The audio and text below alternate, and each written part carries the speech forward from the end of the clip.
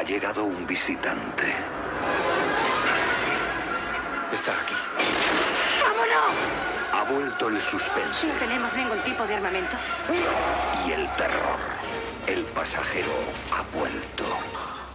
En 1979 se estrenaba la película Alien, el octavo pasajero, que en poco tiempo se convertía en un largometraje de culto para los aficionados al terror.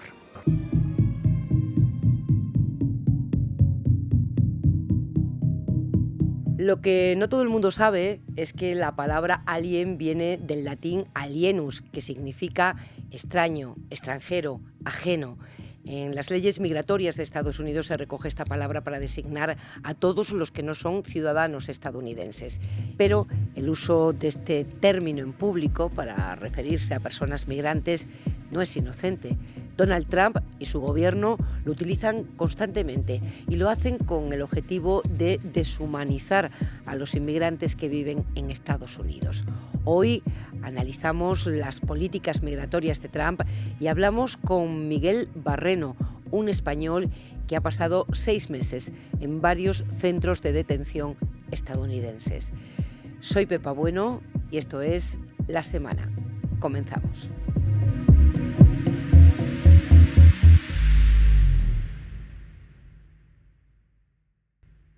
They're sending people that have lots of problems, and they're bringing those problems with us. They're bringing drugs, they're bringing crime. Están trayendo drogas, están trayendo crimen, son violadores. Frases como esta eran habituales en los discursos de Trump antes de llegar a la Casa Blanca por primera vez en 2017. El actual presidente de Estados Unidos empezó entonces una campaña de señalización de los inmigrantes ilegales que no ha dejado de alimentar. I will build a great wall on our southern border, and I will have Mexico. Aseguró que iba a construir un muro en la frontera sur y lo hizo. Entre 2017 y 2021 se construyeron y renovaron más de 700 kilómetros de la valla que separa Estados Unidos de México. In Springfield, they're eating the dogs, the people that came in. Llegó a decir, por ejemplo, que en Springfield los inmigrantes haitianos se estaban comiendo a las mascotas de la gente. These aren't people. These are animals. No son personas, son animales. These are all criminal, illegal aliens that, in many cases, they're murderers, they're drug lords. Así que, fabricado el culpable, diseñada la solución. They're mentally insane. Going to get them out, and we're going to get them out fast. Vamos a sacar a los malos y lo vamos a hacer rápido, aseguraba. El 20 de enero de 2025, el día que Trump toma posesión como presidente, por segunda vez decía lo siguiente. Como comandante en jefe no tengo mayor responsabilidad que defender a nuestro país de amenazas e invasiones. Y eso es exactamente lo que voy a hacer. Lo haremos a un nivel que nadie ha visto antes. No mentía. En el último año, la administración estadounidense asegura haber deportado a 605.000 personas. Solo el año pasado, 36 inmigrantes murieron bajo la custodia del ICE. Durante todo el mandato de Biden fueron 23. Carlos Arcila es catedrático de comunicación de la Universidad de Salamanca y experto en discursos de odio. Y Javier Rupérez fue embajador de España en Estados Unidos, secretario general adjunto del Consejo de Seguridad de la ONU. Bienvenido. Gracias, Pepa. ¿Qué discurso hay detrás de este retrato? Porque Trump y su gobierno han alimentado la idea del alien, un enemigo que está dentro del sistema, del que no se puede huir y que supone una amenaza para la paz y para la convivencia de los estadounidenses. ¿Qué discurso hay al fondo de esto? Yo creo que Trump tiene una idea de una sociedad blanca, anglófona y al mismo tiempo también digamos, relacionado exclusivamente con los planteamientos clásicos americanos, ¿no? Y eso es lo que está reflejando en todos esos planteamientos, ¿no? Hay mucha xenofobia. Hay que recordar que al fin y al cabo el problema de la inmigración no es nuevo en los Estados Unidos, ¿no? Hay que recordar que en el caso de Obama, que al fin y al cabo era el primer presidente negro, durante sus 8 años fueron más de 2 millones los emigrantes que fueron enviados fuera del país. Es una sociedad polarizada, es decir, el tema de la inmigración no es nuevo, el tema de los enfrentamientos no son nuevos, el tema de las expulsiones no son nuevas, pero el tema de la violencia, ¿no? El tema de la expulsión con un planteamiento, digamos, casi filosófico, el tema de la exclusión, el tema incluso de la voluntad que tiene de cambiar la Constitución. Hay que recordar que la Constitución americana tiene un punto muy conocido y muy apreciado, que era el reconocimiento a la nacionalidad americana de todos aquellos que nacieran en territorio de los Estados Unidos, con independencia de quién fueran sus padres, ¿no? En este momento está intentando cambiar la Constitución para que condicione la situación del nacimiento a que los padres sean emigrantes o no sean emigrantes, ¿no? En el We the People de esa Constitución ya no caben todos. Efectivamente, y coincido con Javier en que este problema no es nuevo. La criminalización del inmigrante es histórica en Estados Unidos, a pesar de que Estados Unidos es un país construido por inmigrantes. Los medios y en la sociedad el discurso sobre inmigración tradicionalmente en Estados Unidos estuvo siempre vinculado a diferentes marcos o encuadres de interpretación. Algunos positivos, como mostrar a los inmigrantes como gente que viene a aportar a la economía y a la cultura del país, pero la mayoría de esos encuadres estaban vinculados con relacionar a los inmigrantes con una carga económica o con una amenaza. Y en el caso de la amenaza había, por un lado, una amenaza derivada de la seguridad, si parece que los inmigrantes vienen a robarnos, como lo decía bien el presidente Trump, pero también una amenaza a la identidad, precisamente a nosotros frente a los otros que no son blancos como nosotros, ¿no? Es verdad que el lenguaje que han usado los republicanos ha sido diferente al de los demócratas y cada uno con su marco, ¿no? Probablemente el de los republicanos ha sido el marco del padre estricto y el del los demócratas ha sido el de la madre protectora, y en ese sentido han tratado de canalizar el fenómeno de la inmigración, pero siempre vinculado con estos aspectos que pueden ser negativos. Tengo 45 años de edad, he vivido aquí alrededor de casi 26 años ya, soy mexicana. Isabel vive en Minneapolis, donde a finales de 2025 Trump desplegó 3.000 agentes del ICE en la operación Metro Search.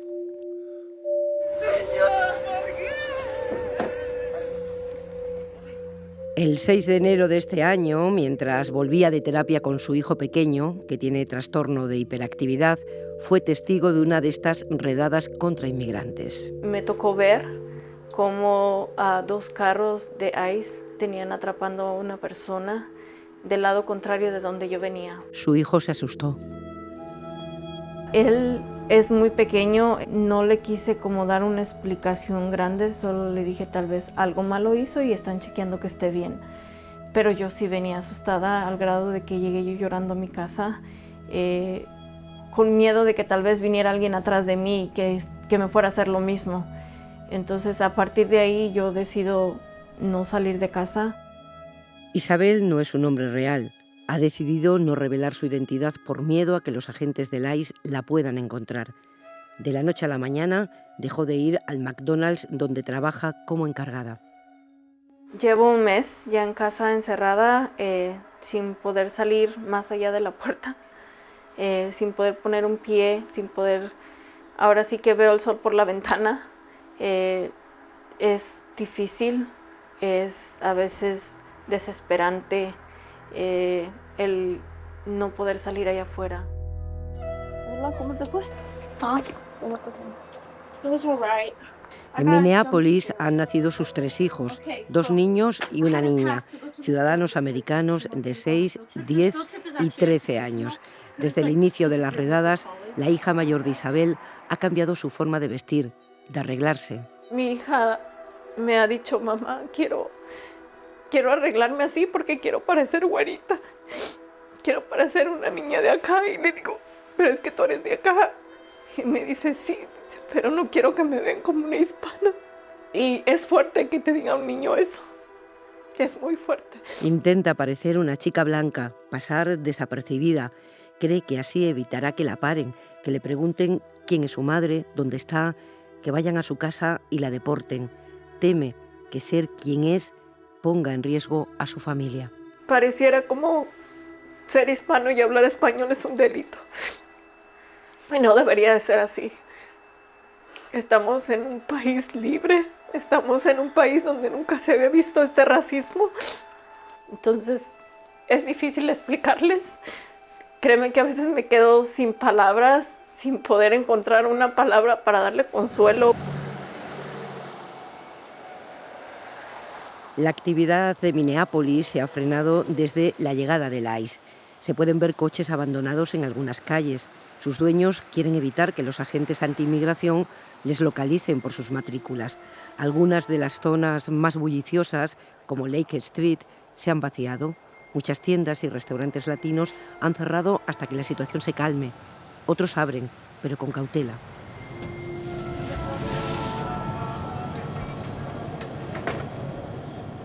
Las puertas en sí están cerradas. Tienen que tocar un timbre para que podamos abrir las puertas. María Gutiérrez es dueña de La Mexicana, un pequeño supermercado lleno de productos de su país de origen, con llamativas piñatas colgando del techo y centenares de esculturas de catrinas en el mostrador. En la puerta se puede leer un cartel que dice en inglés: esta es una propiedad privada, ni el ICE ni los agentes de la patrulla fronteriza pueden entrar. Yo llevo 36, 37 años en los Estados Unidos, 38 años por aquí, y yo tuve un sueño y he logrado cumplir mi sueño. Hemos trabajado duro, hemos trabajado fuerte, hemos pagado impuestos, somos personas trabajadoras. Entonces, que nos vengan a agredir de esta manera, nos sentimos discriminados. O sea, queremos paz. Javier, Carlos, ¿qué pretende Trump con esta persecución de los migrantes, con estas deportaciones? Es difícil saber exactamente lo que él quiere, pero lo que se ve es que se desea imponer un modelo de sociedad, un modelo social, político y cultural basado en la división de quién es el originario, el blanco, el ciudadano americano, y quién es el otro. Y el miedo en la sociedad ya no solo polariza, sino que tiene una consecuencia terrible a mediano y a largo plazo, ¿no? Porque muchas de las personas migrantes, en este caso, ya no son solo las que trabajan en el McDonald's, sino en todos los niveles de la sociedad.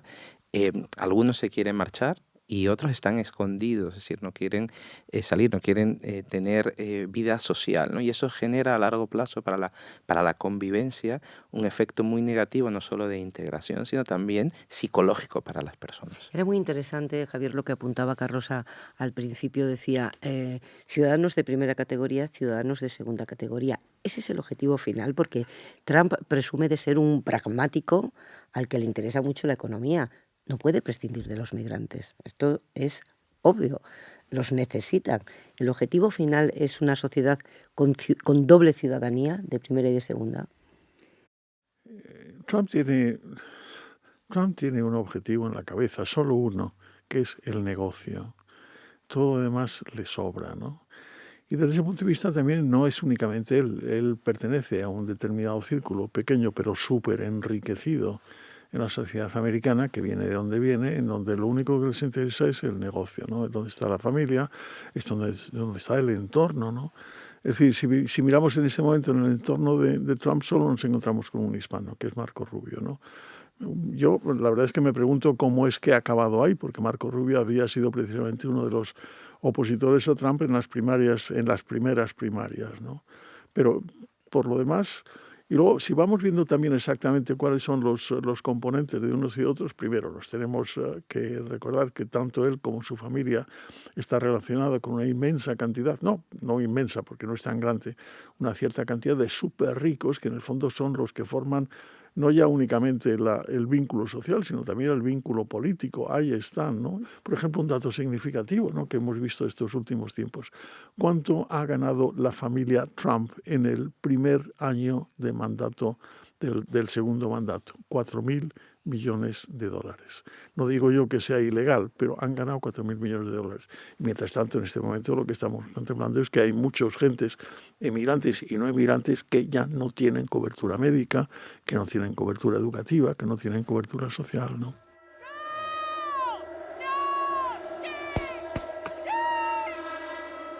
Justo un día después de que Isabel decidiera confinarse, a pocos kilómetros de su casa, Renee Good, estadounidense de 37 años, madre de 3 niños y vecina de Minneapolis, fue tiroteada en su coche por un agente del ICE. This was an act of domestic terrorism. Our officer followed his training, did exactly what he's been taught to do in that situation. El Departamento de Seguridad Nacional sostuvo que el agente actuó en defensa propia y acusó a Good de un acto de terrorismo doméstico. Tras el asesinato, las calles de Minneapolis, ocupadas por miles de agentes anti-inmigración, estallaron.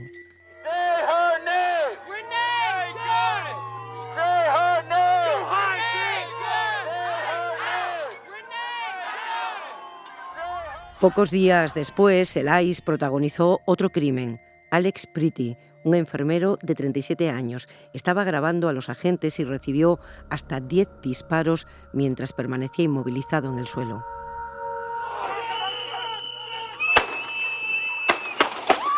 Fue el segundo ciudadano americano asesinado en 2 semanas. Trump no es el único presidente que ha deportado a gran escala. En los círculos más críticos a Obama se le conocía como Deporter in Chief, algo así como jefe de deportaciones. 2013 fue el año que más expulsiones hizo su gobierno, 433.000. Lo que ha cambiado es la forma de hacerlas.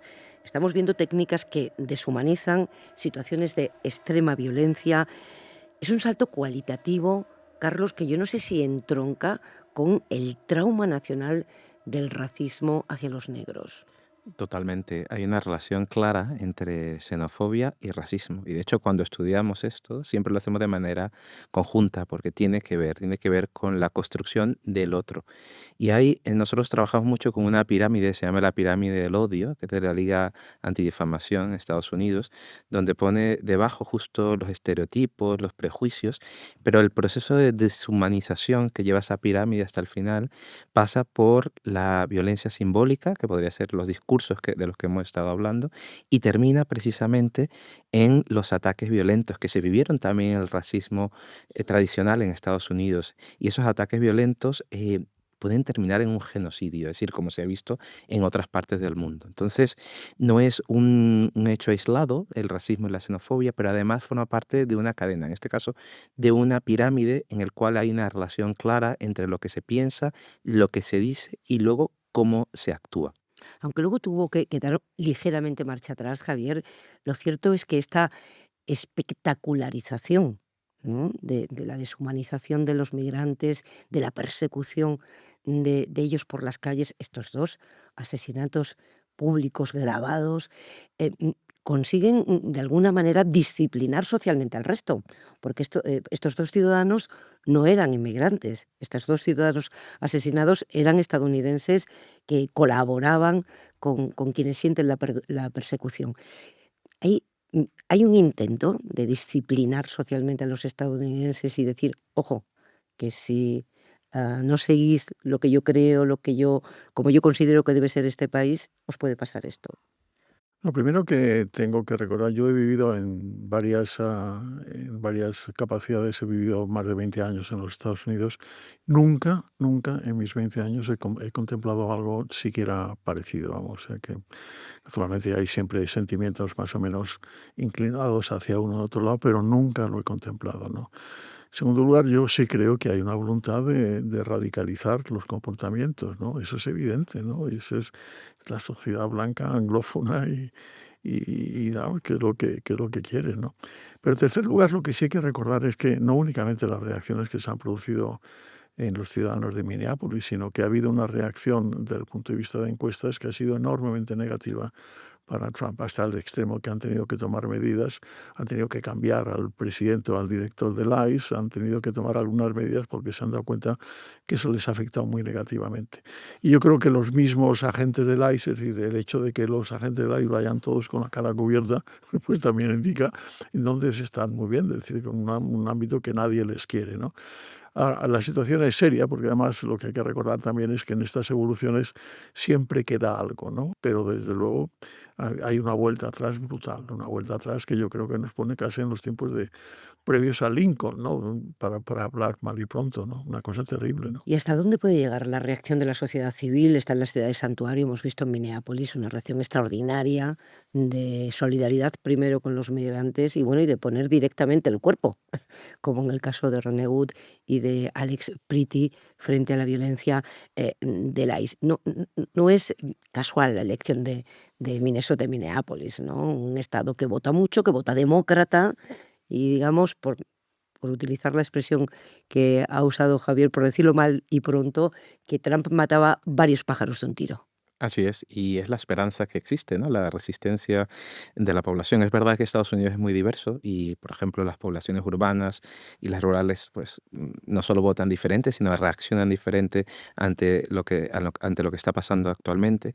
Y yo siento que puede pasar con el tiempo, ¿no? Hay una realidad, y es que independientemente de esta violencia que se está ejecutando contra los inmigrantes, Estados Unidos necesita a los inmigrantes para seguir creciendo económicamente, con lo cual, y también mirando un poco cómo ha sido la trayectoria errática del presidente Trump, es muy posible que haya también un cambio, ¿no? Un giro en el tratamiento en los próximos años, ¿no? Es verdad que nos asustamos porque esto ha pasado casi de un populismo a un neofascismo, ¿no?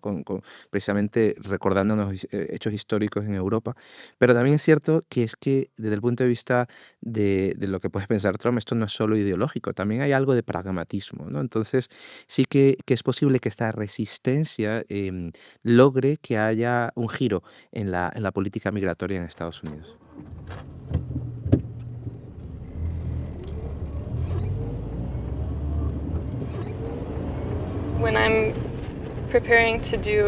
Cuando me preparo para hacer un turno de patrulla, no siempre voy a responder a una situación activa.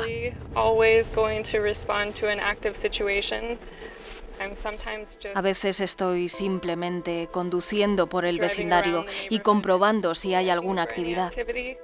Kate, que no quiere dar su nombre real por miedo a represalias, tiene 34 años. Vive en St. Paul, la ciudad gemela de Minneapolis, justo al otro lado del río Mississippi.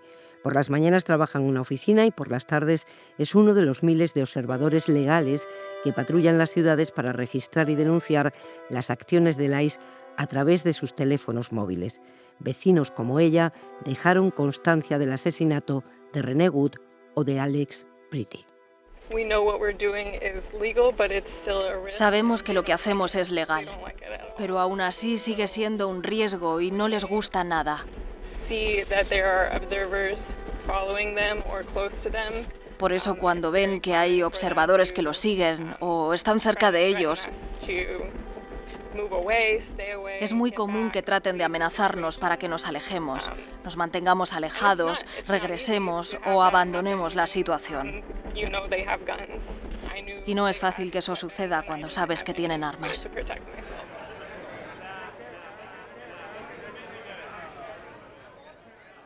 Cuando uno de estos observadores legales avisa de una redada en marcha, los coches de la zona salen disparados para intentar entorpecerla o al menos ser testigos y registrarlo. So this training is going to give you skills necessary to show up to immigration enforcement actions in the capacity of a legal observer. En el auditorio principal de la Universidad de St. Catherine en St. Paul, unas 300 personas escuchan atentamente a una de las entrenadoras de Monarca, la organización que ha formado a más de 30.000 observadores legales en el estado.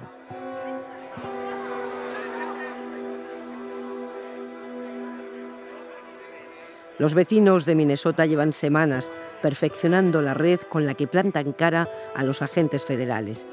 Cada uno ayuda como puede, protestando, patrullando las calles o llevando comida. Y ahora creo que parte de nuestra comunidad se siente así. And I believe that part of our community now feels this way. No pueden venir a la iglesia. They can't come to church. No pueden congregarse. They can't congregate. No pueden ir a trabajar. They can't go to work. Sin ser harassed by the federal agents. Sergio Amezcua lleva 11 años siendo pastor de la iglesia Dios habla hoy.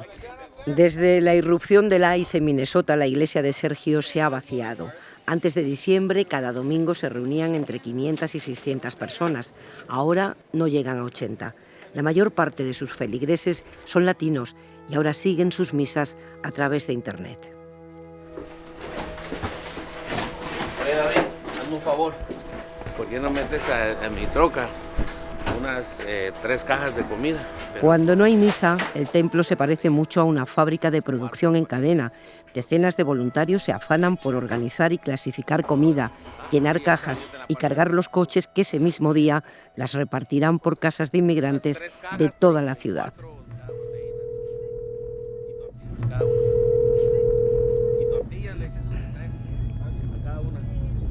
Sergio, estoy a 2 cuadras de tu casa. Muchos vecinos se ponen en riesgo al llevar comida. El simple hecho de ser hispano, de hablar español, de pasear por la calle, puede suponer una detención, aunque tengan papeles. Sergio habla de un trauma colectivo. Ellos piensan que todo inmigrante es criminal, como lo dicen el gobierno, ¿no? Que es una mentira. O sea, nosotros también queremos que se lleven o que arresten a los criminales para tener ciudades seguras, ¿no? Y los criminales blancos, latinos, de todos. Ellos y nosotros, diferencia Sergio. Ellos, los otros, son los votantes de Trump, los que apoyan su política migratoria, los que criminalizan y persiguen a los latinos. Y nosotros, dice el pastor, refiriéndose a él, a su comunidad, a los que defienden que ser inmigrante no es ser un ladrón, un asesino o un violador. Y sin embargo, en las elecciones presidenciales de 2024, Trump acaparó casi el 50% del voto latino. Y uno de esos votantes fue, paradójicamente, Sergio. Sabiendo lo que ha ocurrido, no votaríamos por Trump, claro que no. Y toda nuestra comunidad está se siente traicionada.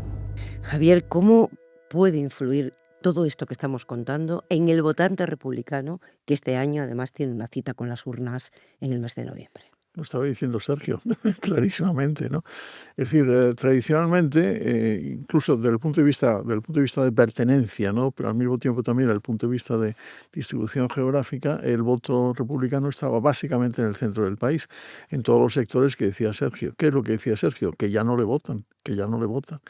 Y de eso ya es perfectamente consciente el trumpismo, ¿no? Y por eso está intentando tomar algunas medidas para, digamos, redirigir lo de la violencia. Pero hay que recordar también que en otros temas, en este momento, en estos días, cuando estamos contemplando las encuestas, hay un 65% de americanos que ya no van a votar a Trump, ¿no? Entre los cuales están muchos republicanos. Eso tendrá que ver, naturalmente, en las elecciones de noviembre y tendrá que ver eventualmente en las elecciones presidenciales de dentro de 2 años, ¿no? Pero yo creo que hay una desafección muy profunda por partes que hasta este momento formaban parte del seguimiento tradicional, ¿no? Y convencido de Trump, del republicanismo, que van a optar por opciones radicalmente diferentes, ¿no? Pero fijaos qué paradojas nos ofrece la sociedad estadounidense. Según una encuesta de Reuters, el 60% de los americanos considera que los agentes de inmigración han llegado demasiado lejos en sus tácticas de arresto. Y sin embargo, esa misma encuesta dice que 9 de cada 10 de los votantes republicanos apoyan la expulsión de inmigrantes ilegales. Sí, efectivamente. Y si miramos otras encuestas del año 2024 y otras que van más atrás, en torno al 60-70% de los republicanos relacionaban la inmigración con el crimen. Eso básicamente lo que quiere decir es que hay cierta consistencia a lo largo del tiempo y lo que no hay es consistencia en cómo se responden las encuestas. El primer ejemplo que das sobre si la actuación del ICE ha sido positiva, pues la gente dice que no. Es como preguntar a la gente, ¿es usted racista? La gente va a decir que no. Sin embargo, cuando le preguntan si están de acuerdo con la expulsión de los inmigrantes ilegales, sí están de acuerdo y además siguen votando a Trump, ¿no? Esto se debe básicamente a lo que nosotros llamamos un sesgo de deseabilidad social. Nosotros no respondemos siempre con la verdad y las encuestas tienden a equivocarse a veces básicamente por esto, ¿no? Y en este caso en particular del voto, sobre todo el voto republicano a Trump, encontramos este proceso de polarización y específicamente de polarización afectiva, donde lo que importa son las emociones que despierta ese lenguaje agresivo, ese lenguaje de ese líder que bueno, muchas veces no tiene ningún dato ni ninguna razón o no es racional, pero que con las emociones que despierta puede convencer a la población.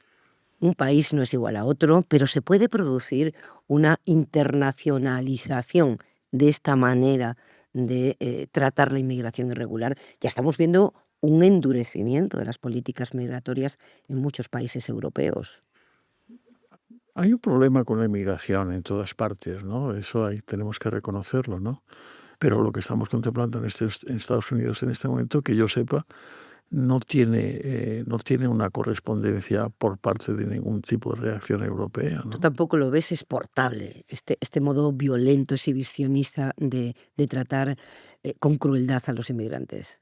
Totalmente exportable no, pero sí tiene una consecuencia y un efecto. Así como se habla del efecto llamado, el efecto contagio de la llegada de inmigrantes, también hay un efecto de contagio para las políticas, ¿no? Si, de hecho, en Europa, aunque no hemos llegado, por supuesto, a eso, si miramos, por ejemplo, el caso de Italia, ¿no? Y la política anti-inmigración y el lenguaje, el discurso del gobierno italiano va un poco por ahí. De hecho, lo que ha parado un poco el gobierno italiano para sacar a migrantes a los centros de detención, por ejemplo, en terceros países, para externalizar el problema han sido los tribunales.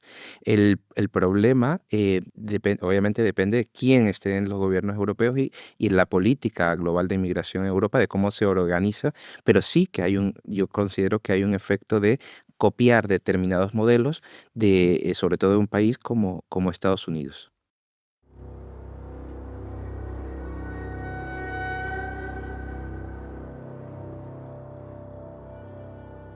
El 12 de febrero, tras más de 2 meses de redadas, detenciones y 2 asesinatos a manos del ICE, Tom Homan, el director del Servicio de Control de Inmigración y Aduanas, anunció la retirada progresiva de los agentes del ICE de Minneapolis. Like I said, and Operation Metro Surge is ending. Después de 2 meses encerrada, Isabel volvió a trabajar. Hoy es mi segundo día de trabajo. Ha sido menos difícil que el primer día, pero de igual manera hay una sensación difícil. Siempre el temor de que alguien vaya a un lado de mí, atrás de mí, que me puedan parar. Pero pues tenemos que trabajar, tengo que sacar adelante a mis hijos. Aún así, con el miedo, trato de no ver a los lados y enfocarme en llegar simplemente a mi trabajo. La cuestión migratoria es sin duda uno de los desafíos más importantes a los que se enfrenta cualquier gobierno democrático, y su responsabilidad es ordenarla respetando los derechos humanos. Se puede gestionar bien o mal, con eficacia o desidia, pero en este momento asistimos a un salto cualitativo: la deshumanización y criminalización de las personas migrantes, la exhibición y espectacularización de ese desprecio construye un enemigo vulnerable para convertirlo en combustible electoral. Son los aliens. Estoy con Miguel Barreno. Bienvenido, Miguel. Hola. Gracias por contar tu experiencia aquí en La Semana. Miguel, tú vivías desde hace 10 años en Chicago. ¿Por qué decidiste irte a esta ciudad? Yo me fui a Chicago. Bueno, mi mujer se fue, primero ella se fue a Chicago y luego ella me dijo de poder venir allá y hacer, como te digo, como una nueva vida allá. ¿Y cómo era tu vida allá? Bueno, pues la verdad que muy normal, ¿eh? La verdad que me encantó la ciudad, todo. Hice muchos amigos, muchas amistades, todo iba bien. ¿Y era fácil encontrar trabajo allí? Sí, la verdad que sí. Pues no tardé ni una semana, ya en la semana ya estaba, gracias a Dios, estaba trabajando. ¿En qué trabajabas, Miguel? Era como una distribuidora de alimentos. Uh-huh. Y tenía, como te digo, trabajaba de 7 de la mañana a 3 de la tarde. Y en 10 años te da tiempo a construir allí una vida. Sí. Pero un día del mes de octubre del año pasado te detienen los agentes del ICE. ¿Qué pasó? ¿Qué pasó ese día? Bueno, fue un martes 28 de octubre del 2025. Yo, como todas las mañanas, pues cogí yo mi coche, pues normal, hasta que al cabo de unos, yo diría yo, como unos 5 minutos, así estaba conduciendo normal, pues esta gente pues se me atravesó directamente en un carro con unas luces así amarillas y azules, y claro, y yo me quedé como, ¿qué está pasando? ¿Qué es lo que está sucediendo aquí? Yo no he hecho nada para que... Entonces pues me paré y ya pues claramente se bajaron, y ya es cuando ya, pues ahí empezó ya el infierno, como digo yo. ¿Y fue una redada rutinaria, aleatoria, o iban a por ti específicamente? ¿Tú qué crees? Yo creo que realmente fueron a por mí. Realmente yo creo, porque allá, con cualquier dato que tú des, ellos tienen, como te digo, como una base de datos, y a base de esa base de datos pues pueden coger nombres.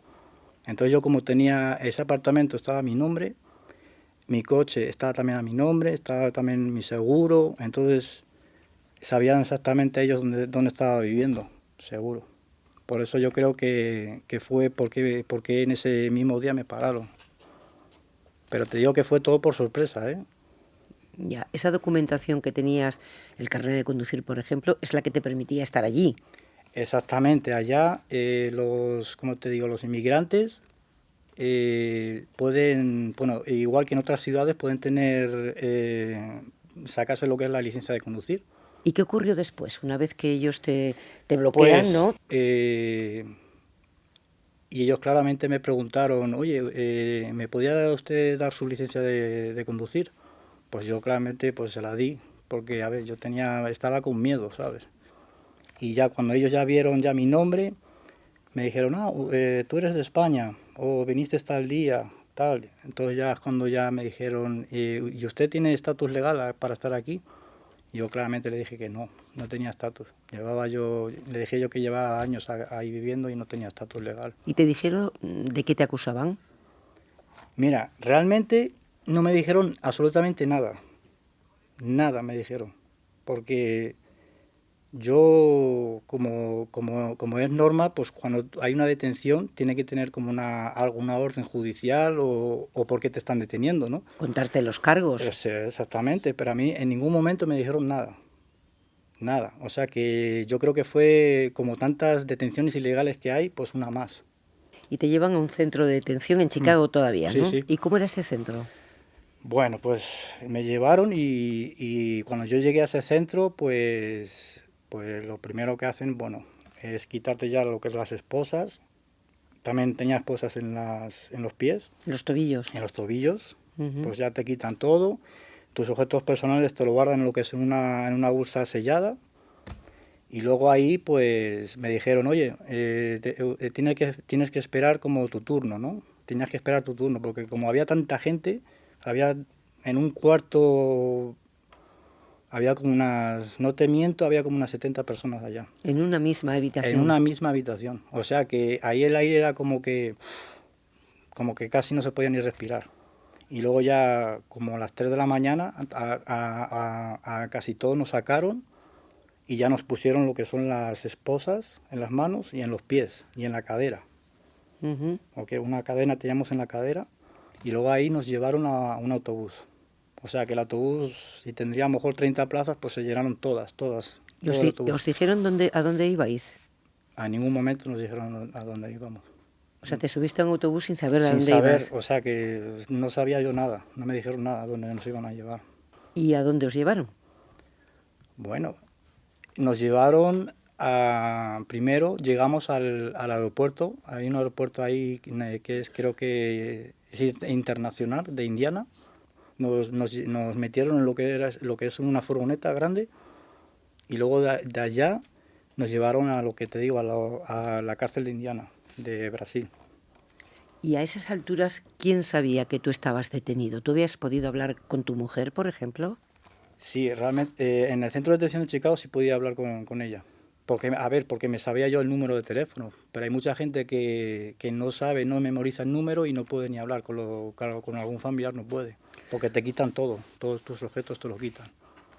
Tu mujer, cuando se entera que tú estás detenido, no puede hacer mucho porque ella misma está en situación ilegal. Exactamente, ella también me decía que también tenía miedo también. ¿Cómo era la vida en esa cárcel de Indiana, Miguel? Bueno, ¿Cómo allá, era la celda? ¿Dormías con más gente, tú solo? Mira, las celdas allá eran, como te digo, eran 2 camas arriba y 2 camas abajo. ¿Cuánto tiempo estuviste en esa prisión? Ahí estuve, mira, pasé yo las Navidades y fin de año ahí. O sea, más de 2 meses. 2 meses. ¿Alguien del consulado español se puso en contacto contigo? En ningún momento se puso en contacto conmigo. ¿Y seguías en prisión en Y Indiana? seguía yo en prisión hasta que un oficial del ICE, quiero recordar que, no sé exactamente la fecha, pero como el 8 de enero, creo, se presentó y me dio como una documentación, como 4 hojas, para lo de la salida voluntaria, que ahí te explicaba todo, los pasos que tenías que seguir para poder salir voluntariamente del país. Pero no, en ese caso no fue lo que yo me imaginaba que iba a pasar, que iba a salir libre. No fue eso, hasta que al día siguiente me llaman por mi nombre y claro, yo tenía esa alegría de pensar, digamos, de que podía salir libre, pero en ese caso no fue eso. Fue que me iban a llevar a otra cárcel. Y claro, yo me quedé como, joder, ¿qué está pasando aquí? Yo no me imaginaba yo que iba a estar en otra cárcel. Yo, ¿por qué motivo tengo que estar yo en otra cárcel? ¿Y a dónde te llevaron? A Kentucky. A una cárcel que hay allá. ¿Mejor, peor que la de Indiana, igual? Peor, yo incluso decía que peor. ¿Y cuál fue mi sorpresa? Que cuando yo entré, digamos, a lo que es la celda, me dijeron, es una celda grande, vas a estar como 80 personas, van a estar allí en una cárcel. Vamos, me quedé impactado, porque vi como unas 80 personas y luego me recibieron habían como unos 10 inmigrantes. De todas las nacionalidades, pues había mexicanos, había hasta cubanos también, habían allá. Me recibieron y me dijeron, oye, mira, vamos a estar unidos porque no sabemos esta gente lo que nos puede hacer. O sea, que estábamos siempre unidos. ¿Y nadie sabía todavía públicamente que había un español detenido? Digamos, a mí me habían dicho de que realmente no sabían que era español, que era como un latino más, es lo que me habían dicho. ¿Tú tenías pasaporte? El pasaporte mío, lo único que lo tenía yo vencido, eso es lo único. Como lo tenía yo vencido, pues yo creo que mi estancia ahí por eso se alargó, yo creo, por eso. Porque para salir solo podía haber un salvoconducto. Un salvoconducto. Que tendría que emitir España. Exactamente, el consulado de Chicago. Diciendo que este es un ciudadano español, aunque no tenga pasaporte en vigor. ¿Y cuánto tardó el consulado en ponerse en contacto contigo? Bueno, pues como te digo, gracias a una persona que me contactó, ella se llama Grace Neis, que ella está en Instagram, tiene como podcast. Gracias a ella se difundió por todos los medios. Ella fue realmente la que me ayudó. ¿Quién le cuenta tu historia a esta mujer que la publicó en Instagram? Bueno, digamos, mi mujer, digamos, yo no sé realmente cómo lo hizo, pero se contactó con ella. O sea, y luego ella se contactó conmigo. ¿Y es después de que se difunde tu historia en los medios que el consulado se pone en contacto contigo? El consulado es cuando ya en el último tramo, el mismo consulado me llamó desde la cárcel de Kentucky. ¿Y te ofrecen el salvoconducto? El consulado me dijo, mira, lo único que nos hace falta es como un documento tuyo. O sea, DNI o pasaporte o algo que me identifique, ¿no? Algo que acredite que eres español. Exactamente. Y entonces yo le dije, oye, pues en mis objetos personales, en lo que es mi cartera, pues ahí todavía guardaba mi DNI. Aunque estaba vencido, pero todavía lo guardaba. Y ahí es cuando yo les dije, mira, yo tengo ahí mi DNI. Me dice, no, mira, con ese DNI suficiente. Nos lo mandas, digamos, nos lo mandas por fax al consulado, con eso es suficiente ya. ¿Y en el consulado no constaba que había un español detenido? Realmente no constaba porque ellos me explicaron que cuando tú vas a un país extranjero tienes que tener, ¿cómo te digo? Te tienes que como que empadronar, como que no eres residente, para que ellos sepan, oye, mira, que hay un español aquí. Y eso yo no lo hice. Entonces ellos lo que me dijeron eso, porque si yo lo hubiese hecho eso, en el mismo momento ellos saben ya que había un español. Pero como no me inscribí yo, pues tuve ese fallo, ese error, y por eso yo creo que se alargó todo esto. Y finalmente, ¿cuándo fue? El 2 de mayo, ¿no? El 2 de mayo, sí. El 2 de mayo. El 2 de mayo. Te vas al aeropuerto de Chicago, sí, y emprendes un vuelo que estabas deseando. Bueno, estaba muy nervioso y a veces estaba feliz también porque dije, bueno, mira, ya me voy a ir ya de este infierno ya. Pero un poco con el corazón partido, porque dejas allí a tu mujer. Sí, la verdad que sí. Sí, porque, a ver, nos separamos. Y ahora estás viviendo con amigos en Euskadi. Sí, en San Sebastián. Y estás descansando y planteándote la vida aquí, me imagino. Sí, realmente estoy, como dicen, empezando una nueva vida. ¿Buscando trabajo? Buscando trabajo, exactamente. Uh-huh. Mucha suerte, Miguel. Uh-huh. Bueno, a ver si tengo suerte y todo esto puedo empezar de nuevo, y es lo que más quiero yo.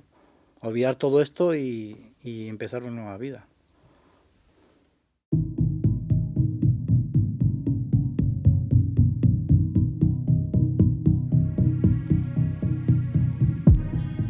La Semana es un videopodcast del equipo de vídeo y audio digital de RTV Noticias. Dirección Ángela Gallardo. Guión y redacción Paloma Torrecillas, Patricia Navarro y Marta Villena. Realización sonora Samuel Alarcón. Realización de vídeo Pablo González. Producción Carmen Romaní, Lidia Alonso y Lucía Valderrama.